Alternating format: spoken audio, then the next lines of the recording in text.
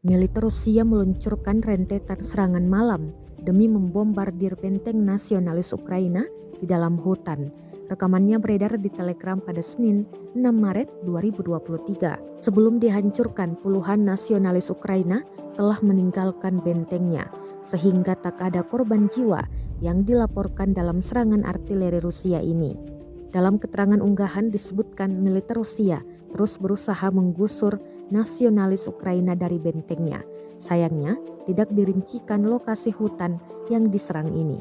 Perang di antara pasukan militer Rusia dengan Ukraina hingga hari ini, Selasa 7 Maret 2023, terhitung telah berlangsung 377 hari lamanya. Konflik di antara negara bertetangga itu sampai saat ini terus berlanjut dan belum tampak tanda-tanda akan segera berakhir.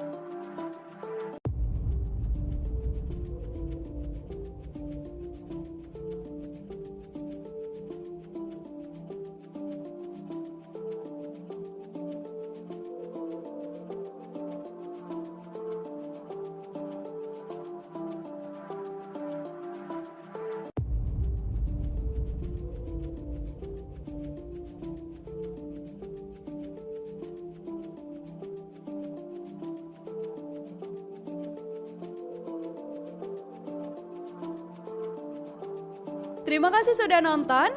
Jangan lupa like, subscribe, dan share ya.